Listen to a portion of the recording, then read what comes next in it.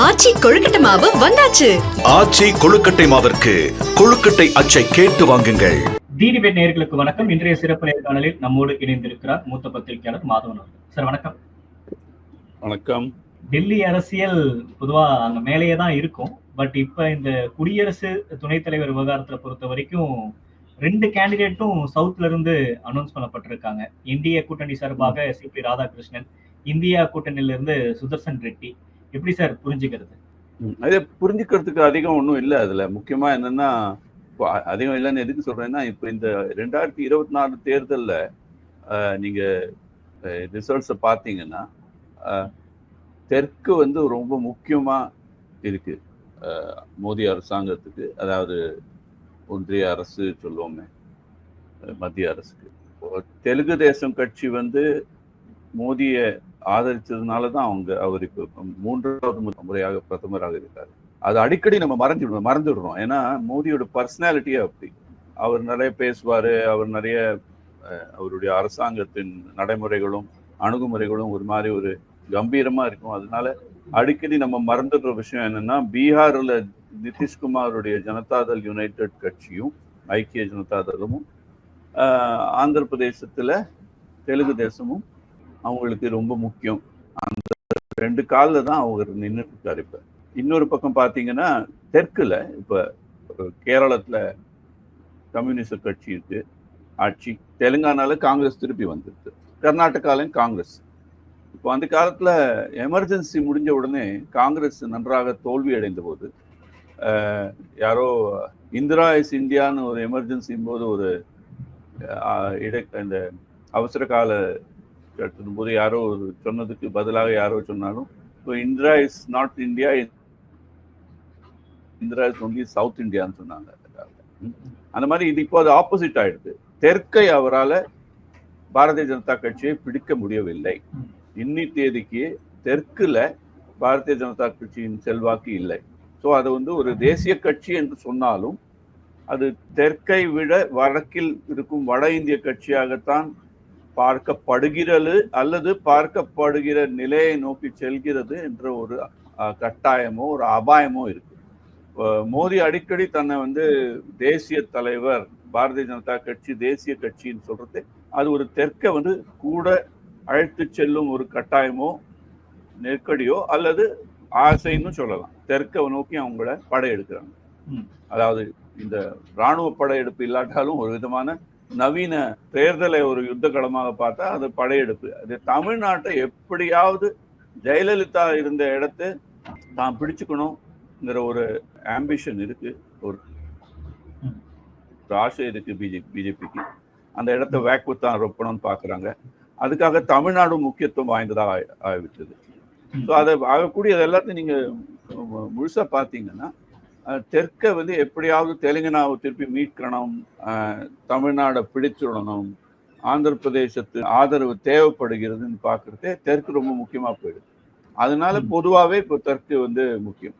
அதுல இப்ப பாரதிய ஜனதா கட்சி வந்து என்டிஏ கூட்டணி மூலமாக, தேசிய ஜனநாயக கூட்டணி மூலமாக சிபி ராதாகிருஷ்ணனை முன்னிறுத்தி வைக்கிறது. அதுக்கு பின்னாடி உள்ள அரசியல் தந்திரம் சொல்லலாம், ராஜதந்திரம் சொல்லலாம், அரசியல் சதுரங்கம்னு சொல்லலாம்.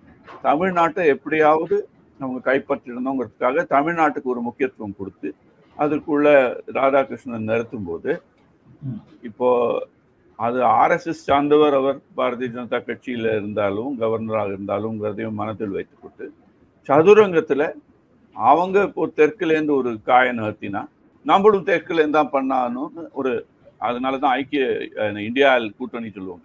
முன்னாடி ஐக்கிய முற்போக்கு கூட்டணின்னு சொல்ற யூபிஏவோட 2வது அவதாரமாக வந்த இந்தியா அலையன்ஸும் அதையே வைத்து இவங்களும் தெற்கு காய நகர்த்தினா நம்மளும் தெற்கு காய நகர்த்தணுங்கிறாங்க.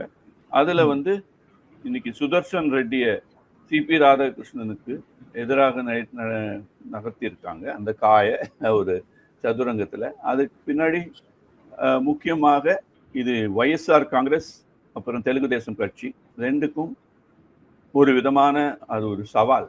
நீங்களும் தெற்கு கட்சிகள் தானே, திமுகவுக்கு எப்படி ஒரு சவாலாக சிபி தமிழன்கிற பேர்ல தமிழனுக்கு எதிர்க்க நீங்க ஓட்டு போடுவீங்களான்னு அவர் சிபி ராதாகிருஷ்ணனுக்கு எதிராக அவங்கள முன்னிறுத்தி வைத்ததுல ஒரு ஸ்டாலின் அவர்களுக்கோ திமுக அவர்களுக்கோ ஒரு சவால் என்றால், அதே மாதிரி ஒரு சவாலாக தெலுங்கு தேசம் கட்சிக்கு இருக்கட்டும் அல்லது இருக்க வேண்டும் அல்லது இருக்க ஒரு சாத்தியக்கூறு இருக்குன்னு பார்த்து அவங்கள நகர்த்திருக்காங்க. இது ஒரு சதுரங்கம். அதுல இது ரெண்டும் நான் சிபி ராதாகிருஷ்ணனையும் சுதர்சன் ரெட்டியும் 2 பேரும் இந்த சதுரங்கத்தில் ஒரு காய்களாக பார்க்கிறேன். இது ஒரு அரசியல் சதுரங்கம், நவீன அரசியல் சதுரங்கம் பார்க்கலாம்.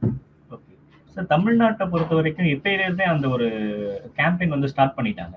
நீங்க தமிழருக்கு ஆதரவு தெரிவிப்பீங்களா அப்படின்ற மாதிரியான இதை பாஜக நயினா நாகேந்திரன் பேசுறாரு. அவருக்கு நீங்க தான் ஆதரவு தெரிவிக்கணும், இந்தியா கூட்டணியில் இருக்க எல்லாரும் இதுக்கு ஆதரவு தெரிவிக்கணும்னு பேசுறாங்க. இது தேர்தல்ல எந்த அளவுக்கு ஈடுபடும் சார்?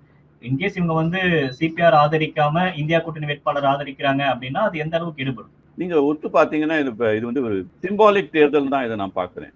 ஏன்னா எண்ணிக்கைன்னு பாத்தீங்கன்னா கிட்டத்தட்ட 700க்கும் மேல ஓட்டுகள் பாரதிய ஜனதா கட்சி, தேசிய ஜனநாயகம், இந்த பக்கம் அதோட பாதி லெவல கூட இல்லை. அதனால இது வெற்றி தோல்விக்கான ஒரு தேர்தல் இல்லை. கிட்டத்தட்ட சிபி ராதாகிருஷ்ணன் தான் துணை ஜனாதிபதி ஆவார் என்பது நிச்சயமாகிவிட்டது. அதுக்கு மீறி நடந்தா அது ஏதாவது ஒரு மிரக்கல் சொல்லுவாங்களே, இது ஒரு மேஜிக்னு தான் சொல்லணும். அந்த மேஜிக் இப்போ சாத்தியக்கூறோ ஒரு சான்ஸோ தென்படலை. அப்ப எதுக்காக பண்றாங்கிற கேள்வி எழுப்படுறது. அதுல முதல்ல பாரதிய ஜனதா கட்சியின் கண்ணு அடுத்த வருஷத்து தமிழ்நாடு தேர்தல் மேல தான் இருக்கு. அவங்க நேத்திக்கே ஒரு சேனல்ல கூட சொல்லிட்டு இருந்தேன், அதிகம் பேசப்படாத விஷயம் நயினார் நாகேந்திரன் ஒரு பக்கம் தமிழருக்கு எதிராக ஓட்டு போடுவீங்களான்னு திமுகவை பார்த்து கேட்கிறாரே ஒழிய இது திமுக சார்ந்த விஷயமே இல்லை. அது நம்ம அப்புறம் பேசுவோம் கொஞ்சம். அதுக்கு முன்னாடி குறிப்பாக ஒரு விஷயம் கவனிக்க வேண்டியது என்னன்னா, அவர் சிபி ராதாகிருஷ்ணன் திருப்பூரை சேர்ந்தவர், கோயம்புத்தூர்லேருந்து பாராளுமன்ற தேர்தலில் அவர் எம்பியா இருந்தவர், குறிப்பாக கொங்கு வேளாளர் சமூகத்தை சேர்ந்தவர். இபிஎஸ் என்ற எடப்பாடி பழனிசாமியும் அவரும் ஒரே சமூகத்தை சேர்ந்தவர். இது ஒரு பக்கம் பாத்தீங்கன்னா அது பாரதிய ஜனதா கட்சியையும் அதிமுகவோட சேர்ந்த கூட்டணியும் வலுப்படுத்துகிறது வடக்கு தமிழ்நாட்டின் வட மாநிலங்கள். ஆனா அதுவே ஒரு சிக்னல், இபிஎஸ்க்கு ஒரு சிக்னல். ஆமா, இபிஎஸ்க்கு ஒரு சிக்னல் என்னன்னா, நம்ம 2 பேரும் சேர்ந்து பண்றோம், ஆனா உங்களை நம்பி நாங்க இல்ல, உங்க சமூகத்துல இருந்தே ஒரு ஆளு எங்க பக்கம் இருக்காங்கிற ஒரு சங்கேதமான ஒரு இண்டிகேஷன் மாதிரி இருக்கு. அதனால இப்போ எதிர்க்கவும் முடியாது, கூட்டணி பலம் தன் பக்கம்தான் இருக்கும் என்று இபிஎஸ் நினைக்கவும் முடியாது. அந்த மாதிரி ஒரு நெருக்கடியான சூழ்நிலையை கொண்டு வந்திருக்காங்க. இந்த பாரதிய ஜனதா கட்சியை பொறுத்த வரைக்கும் இந்த சிபி ராதாகிருஷ்ணனை நியமித்தது ஒரு திமுக, என்ன கேட்டா திமுகவை விட அதிமுகவுக்கு தான் இது ஒரு விதமான சங்கடமான நிலையை உண்டாக்கி இருக்குதுன்னு நான் சொல்லுவேன். அதுல இப்ப கூர்ந்து கவனிச்சிங்கன்னா, இந்த ஜெயலலிதாங்கிறவர் யாரு? அவர் ஒரு நல்ல கரிஸ்மேட்டிக் லீடர், ஒரு நல்ல ஒரு தலைவையா இருந்தாங்க. அதெல்லாம் உண்மைதான். சினிமா கவர்ச்சியிலேருந்து எடுத்து பேச்சாளராக ஆகி அரசியல் தந்திரம், சாணக்கிய தந்திரம் வரை போயிட்டாங்க. ஆனா பேக்ரவுண்ட் என்ன? அவங்களுக்கு தெற்கே ஓபிஎஸ், வடக்கே ஏபிஎஸ்ன்னு 2 கை மாதிரி இருந்தாங்க. அங்க தென் மாநில மதுரை, அந்த பக்கம் தேவர் சமுதாயம், இந்த பக்கம் கொங்கு இபிஎஸ், அது 2 அவருக்கு ஒரு பக்கபலமாக வைத்துக் கொண்டிருந்த ஒரு அரசியலை நடத்திருந்தாங்க ஜெயலலிதா. அதுக்கு மேல சமூகம், சோசியோ எக்கனாமிக் ப்ரோக்ராம்ஸ், அதாவது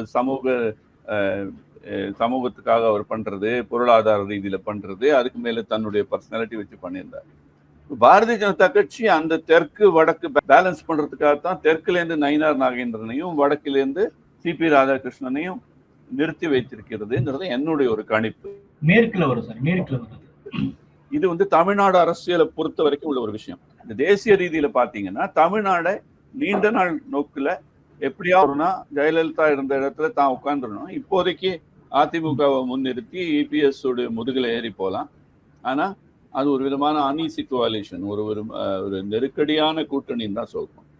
அதை எப்படி நடத்தி கூட்டணி சார்பா இப்ப சுதர்சன் ரெட்டி நிறுத்தப்பட்டிருக்காருல்ல, இது உண்மையாலுமே சந்திரபாபு நாயுடுக்கான ஒரு செக் தான் இது அப்படின்ற மாதிரி எல்லாரும் சொல்றாங்க. இது அந்த அளவுக்கு சீரியஸா எடுத்துக்க வேண்டிய ஒரு விஷயமா?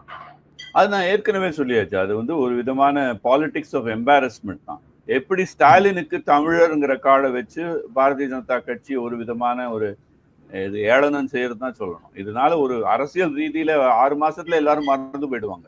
தமிழ்நாடு தேர்தலும் போது இது ஒரு இஷ்யூவா இருக்கும்னு நான் நினைக்கல. ஆனா இன்னி தேதிக்கு ஸ்டாலினுக்கு ஆமா தமிழருக்கு எதிராக நாங்கள் ஓட்டு போடுவோம், அது எதற்காக என்று ஒரு எக்ஸ்பிளைன் பண்ண வேண்டிய, பதில் சொல்ல வேண்டிய கட்டாயம் இருக்கு என்பது அதை பத்தி ஒரு சந்தேகம் இல்லை. அதே மாதிரி சந்திரபாபு நாயுடுக்கு தெலுங்கு பேசுபவருக்கு எதிராக நாம பாரதிய ஜனதா கட்சி கூட்டணியில தமிழருக்கு ஓட்டு போடுறோம், அதுக்கு பதில் சொல்ற கட்டாயம் நம்ம ஒய்எஸ்ஆர் காங்கிரஸ் சேர்ந்த ஜெகன் ரெட்டிக்கும் தெலுங்கு தேசம் சேர்ந்த நம்ம சந்திரபாபு நாயுடுக்கும், ஏன் நம்ம பிஆர்எஸ் ஞாபகம் வச்சுக்கணும். நம்ம பாரதிய ராஷ்டிர சமிதியின் சந்திரசேகர் ராவும் அவர் மகன் KT ராமராவும் அவருக்கும் இதே எல்லாருக்குமே இந்த 3 கட்சிகளுக்குமே ஒரு தெலுங்கருக்கு எதிராக நம்ம ஓட்டு போடுவோமாங்கிற ஒரு பதில் சொல்ல வேண்டியிருக்கு. ஏன்னா அவர் பிஆர்எஸ் இப்போ இந்த பக்கம் சாவாங்கன்னு எனக்கு தெரிஞ்ச வரைக்கும் அறிகுறி இன்னும் தென்படலை. ஏன்னா அவங்க காங்கிரஸுக்கும் அகேன்ஸ்ட் பாரதிய ஜனதா கட்சிக்கும் எதிரி தான். ஆனா ஒரு சுவாரஸ்யமான விஷயம் என்னன்னா, கருத்தியல் ரீதியில ஐடியாலஜிக்கலி பார்த்தீங்கன்னா சுதர்ஷன் ரெட்டிக்கு பொதுவாக ஒரு பிம்பம் இருக்கு. அவர் முற்போக்குவாதி, அதாவது நக்சலைட் சேர்ந்த ஒரு கேஸ்கள்ல அவர் ஜனநாயகத்துக்கு சார்பாகவும் மனித உரிமைக்கு சார்பாகவும் தீர்ப்பு சொல்லியிருக்காரு. அது ஓரளவுக்கு பாரதிய ராஷ்டிர சமிதிக்கு அது சாதகமாக இருக்கும். அதனால அவங்க சுதர்ஷன் ரெட்டிக்கு ஓட்டு போடுவாங்கன்னு தான் நான் நினைக்கிறேன். ஆனா இன்னும் தெரியாது, ஏன்னா அவர் ஹைதராபாத் பக்கத்துல இருந்து வந்தவர் சுதர்ஷன் ரெட்டி.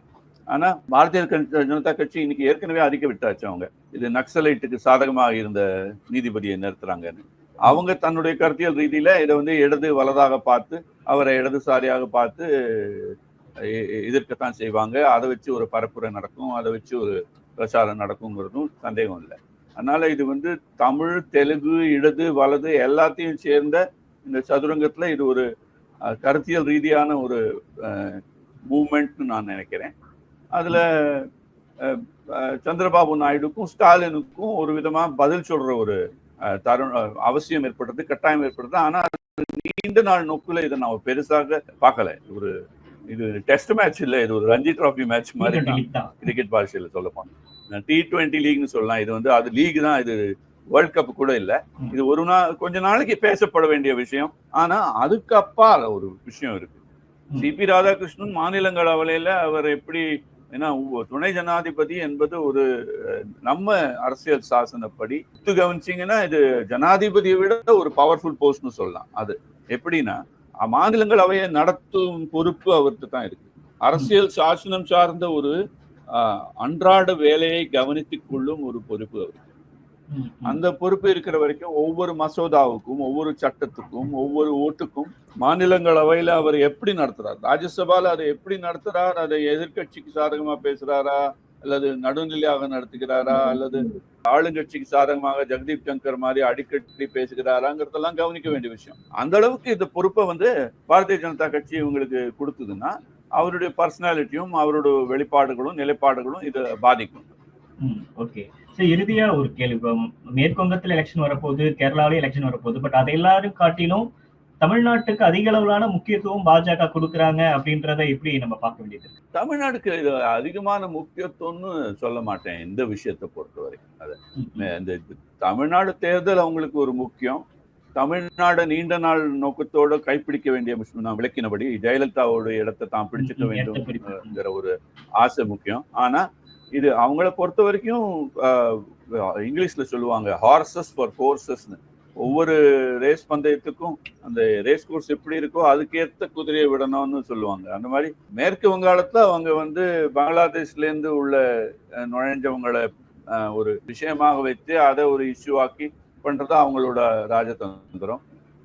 தமிழ்நாட்டுல அப்படி ஒன்றும் கிடையாது. போலரைசேஷன், இந்து முஸ்லிம் பாலிடிக்ஸ் அவ்வளவு தமிழ்நாட்டுல கிடையாதுன்னு ஒண்ணு. அது தமிழன் அல்லது நாங்களும் தமிழ்காரன் தான்ங்கிற மாதிரி சொல்ற ஒரு இஷ்டத்தோட, அல்லது இப்ப நீங்க அந்த செங்கோலை பார்லிமெண்ட்ல செங்கோல் வைத்ததுல இருந்து, சோழ நாட்டு ராஜாவை புகழ்ந்ததுல இருந்து, தமிழ்நாட்டு கோவில்களின் சிறப்பு புகழ்ந்ததுல இருந்து, பாரதிய ஜனதா கட்சி ஒரு பக்கம் தன்னுடைய இந்துத்துவ அரசியலையும் இன்னொரு பக்கம் தமிழ் மொழியையும் சேர்த்து திராவிட இயக்கத்தின் சமூக நீதினு சொல்லப்படும் சமூகம் சார்ந்த இடஒதுக்கீடு அல்லது முற்போக்கு சிந்தனை அதை எல்லாத்தையும் கொஞ்சம் ஓரம் கட்டிட்டு தன்னுடைய இந்துத்துவாவை விடாம தான் முன்னேறதுக்கு ஒரு முயற்சி. இப்போ மேற்கு வங்காளத்துல அது வேற இஷ்யூ. அங்க பெங்களாதேஷ்ல வந்தவங்களா, யாரு ஓட்டு போடுறாங்க, அடிதடி, ஹாஸ்பிட்டல்ல நடந்த கற்பழிப்பு, அதெல்லாம் வச்சு விளையாடுவாங்க அரசியல் விளையாட்டை. இந்த பக்கம் கேரளாக்கு போனீங்கன்னா அதுக்கு கம்யூனிசம், அதை சார்ந்த சில விஷயங்கள்லாம் இருக்குல்ல, முற்போக்கு அது ஊழலாக இருக்கலாம், அதை வச்சு பண்ணுவாங்க. தமிழ்நாடை பொறுத்த வரைக்கும் திராவிட இயக்கத்தோட சிந்தனையை கொஞ்சம் சேலஞ்ச் பண்ற மாதிரி இந்துத்துவாவும் தமிழும் சேர்ந்து இருக்க முடியும். அதுல வந்து கொஞ்சம் சிபி ராதாகிருஷ்ணன் ஒரு டெக்னிக்கலி அவர் ஓபிசி, அதாவது பிற்பட்ட சமூகத்தை சேர்ந்தவர்ங்கிறதுனால நாங்க பிற்பட்ட சமூகத்துக்கு அகேன்ஸ்டாவும் இல்லை, அவங்களும் எங்க கட்சி தான் சொல்ற ஒரு பிம்பத்தை ஏற்படுத்துறதுக்கு, ஒரு பரப்புரையை பண்றதுக்கு பாரதிய ஜனதா கட்சி முன்னேறி இருக்கு. அதை நான் ஒரு நேற்றுக்கு ஒரு விளையாட்டா சொன்னேன், இந்துத்துவா இட்லிக்கு சமூக நீதி சட்னியோட ராதாகிருஷ்ணனை முன்வைக்கிறாங்க. ஓகே, ரெண்டு பேரும் பண்ற அரசியல் குறித்து அதோட பின்னணி பத்தியும் சொன்னீங்க சார். பாஜக தமிழ்நாட்டை ஏன் இவ்வளவு முக்கியத்துவம் கொடுத்து பாக்குறாங்க, அதிமுக இடத்தை எப்படி எல்லாம் கைப்பற்ற பாக்குறாங்க அப்படின்னு அவங்களோட பின்னணி விளையாட்டை பத்தியுமே பேசியிருந்தீங்க. உங்க கருத்திருக்கும் நேரத்துக்கு நன்றி. தேங்க்யூ. வணக்கம். அறுவை சிகிச்சையில் குணம் இது ஆயுட்கால நிவாரணம். டாக்டர் ஸ்ரீவர்மாஸ்